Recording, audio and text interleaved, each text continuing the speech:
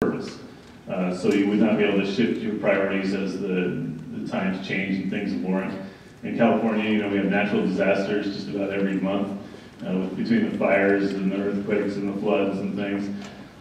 You need a tax structure or a government that could be nimble enough to respond to these things without all the money being in specific little pots that, then when something happens, the game becomes, how do you raid the money that was set aside for this other special spending?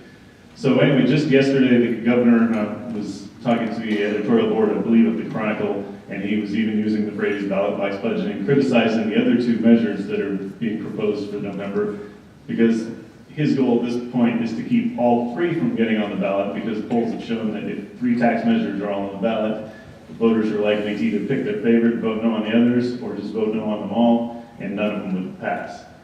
He clearly wants his to pass, and so he's kind of criticizing the others. From a standpoint of ballot box budgeting, his gives the money to the general fund, so it could be used to address the actual general fund deficit, whereas the others, by segregating what the money's for, they don't address the state's, $9 to $10 billion structural deficit. They just create new spending, and the new tax doesn't address the ongoing problem. So that's an issue. Just any discussion of ballot box budgeting, it goes way back in California. We have a book that traces every tax and spending initiative in the state of California since actually before statehood. So it's a long book, but in there we mentioned that in 1932 was one of the first examples, and it is remarkably similar to some of the ones we're seeing today. It would have specified a certain amount of the budget has to go to schools. It was defeated in 1932. However, in 1988, a very, very similar measure came, Proposition 98. That was approved by embarrassing majorities, less than a 1% victory, with the proponents for the teachers' unions who outspent the opponents by just a huge magnitude.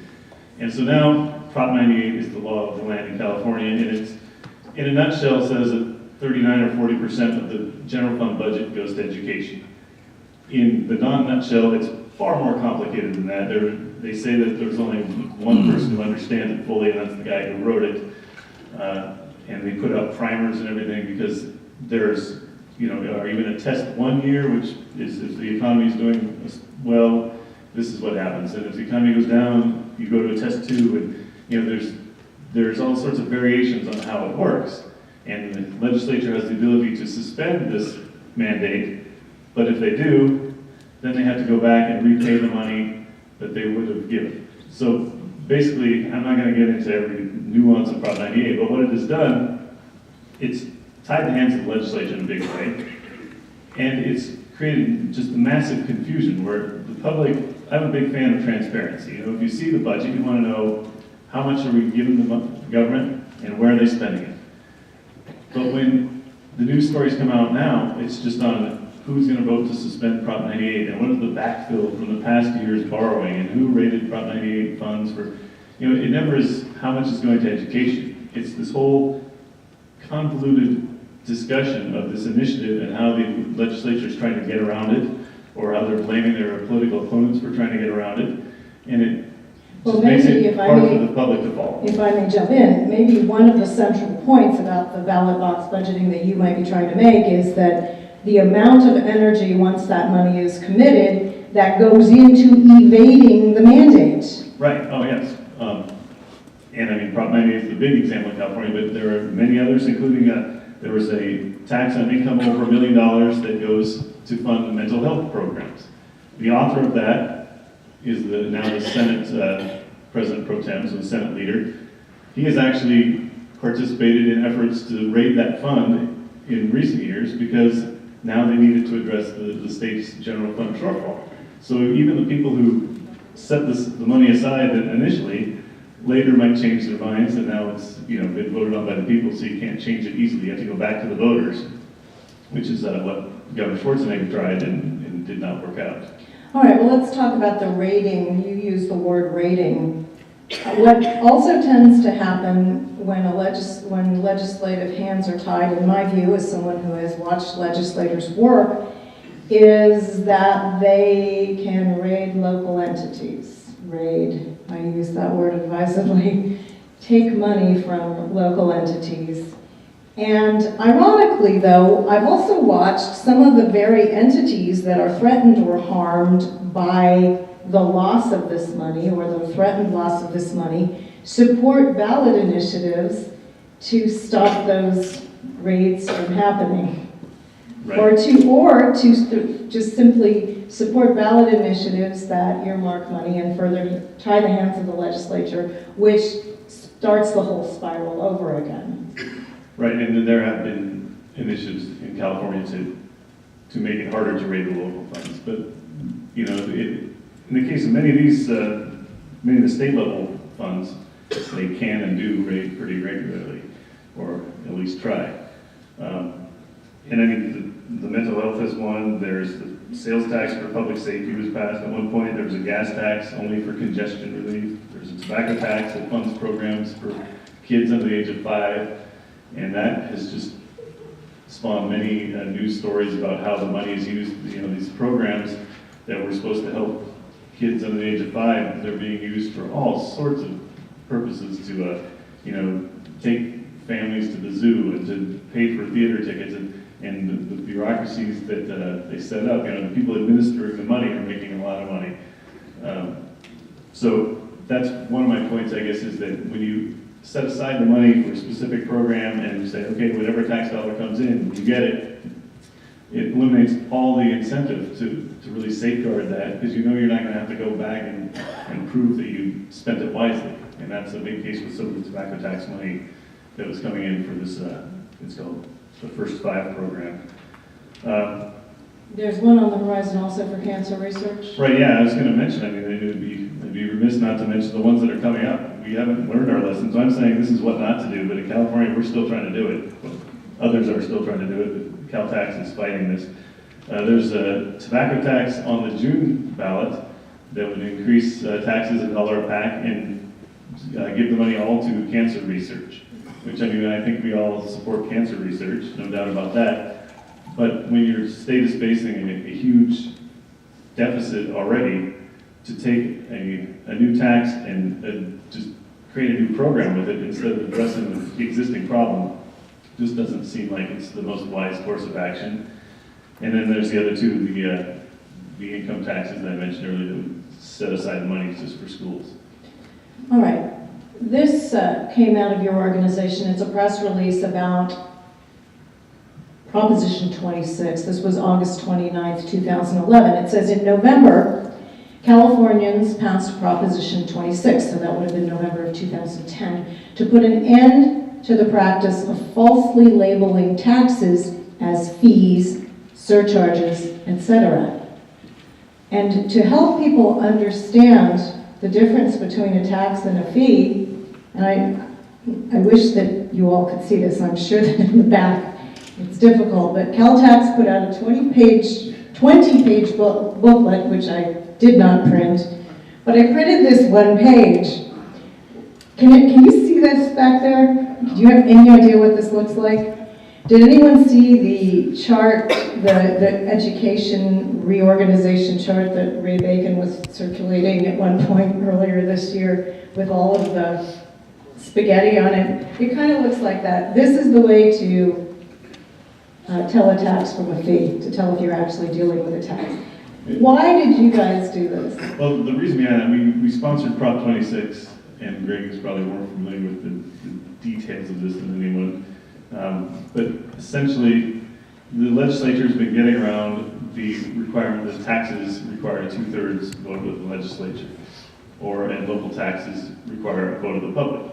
So suddenly everything became a fee. I mean, we had what was clearly an alcohol tax, labeled an alcohol mitigation fee, I think it was called, and it said all the money from this new fee was going to go to programs that address like alcohol abuse and I think domestic violence, all these things that you could make some tenuous connection to people who may have been drinking at the time.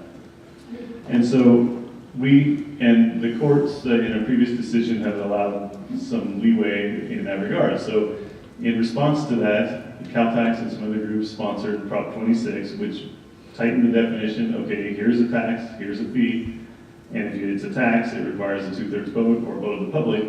And we did leave some room for legitimate fees so that if you know, you have a legitimate user fee for parking lot or something, that you don't have to go back to the voters every time you need to raise it by a dime, you know. There's some limits. There are, in fact, some things that are really deep.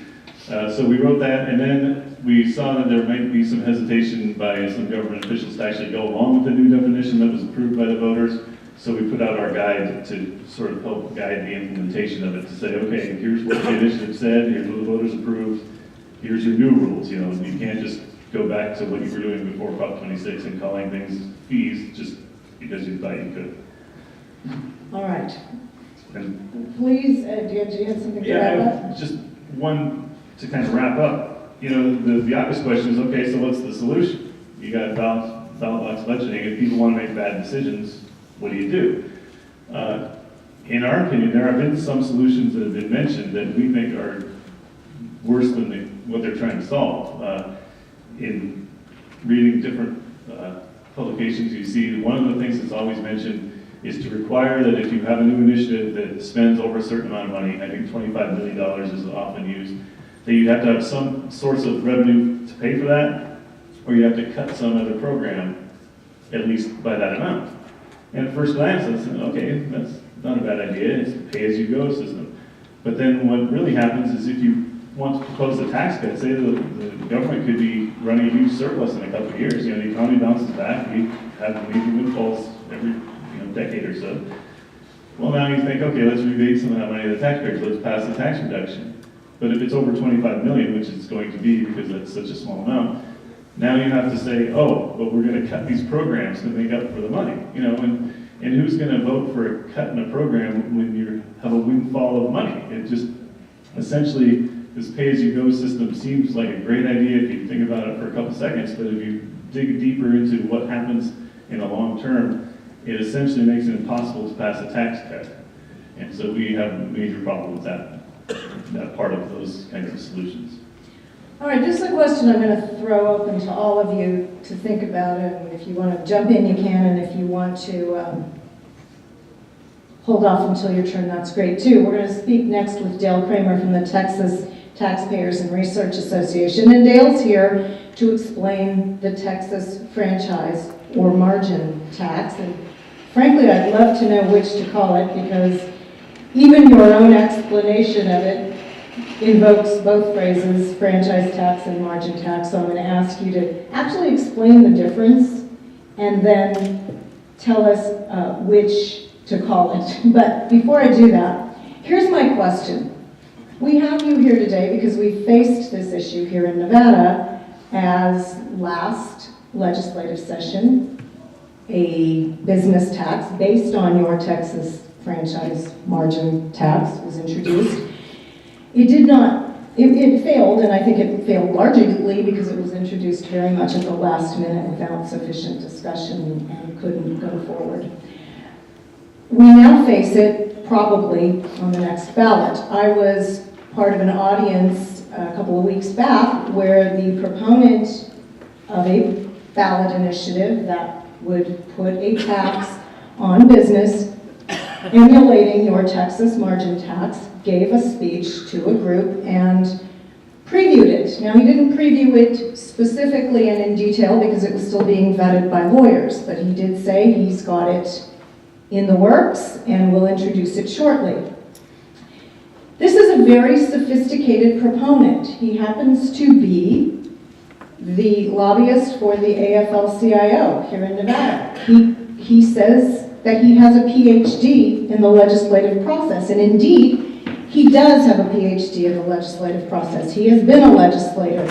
He understands our budget. He understands the ebb and flow of taxes, and he's been a lobbyist for a long time. So he's basing his ballot initiative on certain assumptions.